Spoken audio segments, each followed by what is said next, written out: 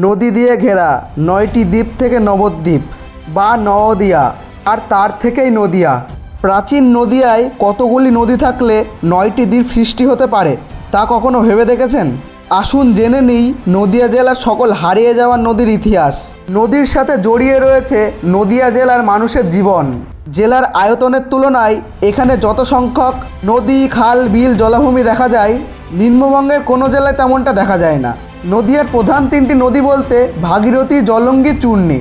জেলার একদিকে ভাগীরথী নদী, ঠিক মাঝামাঝি বয়ে গেছে জলঙ্গি নদী, আর জেলার প্রান্ত দিয়ে মাথাভাঙা, ইছামতি আর চূর্ণী। ব্রিটিশ আমলে সাহেবরা নদীগুলিকে একসাথে বলতেন নদিয়া রিভার্স। তবে এগুলি ছাড়াও নদিয়া জেলায় ছিল আরও অসংখ্য ছোট ছোট নদী। এদের মধ্যে উল্লেখযোগ্য ভৈরব, পাগলাচণ্ডী, কুমার, ভৈরববাকি, ছোট গঙ্গা, হাউলিয়া, কলিঙ্গ, চকাই, ছোট চাকাই, বুড়িগঙ্গা, খোরে, অলকানন্দা, অঞ্জনা, গড়াই, ইন্দুমতি, বাচকো, ছোট জলঙ্গি, গুড়িগুড়ি ইত্যাদি নদীসমূহ।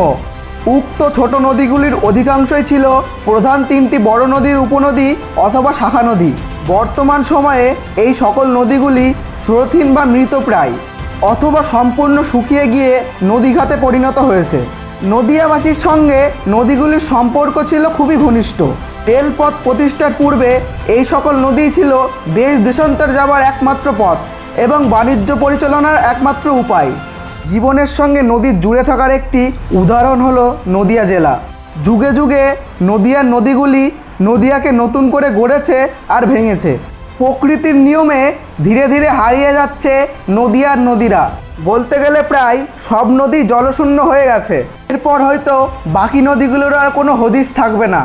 এখন থেকে সকলে সচেতন হন এবং নদীতে বাদ দেওয়া নোংরা আবর্জনা ফেলা বন্ধ করুন। এই নদীকে একমাত্র আমরাই বাঁচাতে পারি। এরকম ভিডিও পেতে আমাদের ইউটিউব চ্যানেলটি অবশ্যই সাবস্ক্রাইব করুন।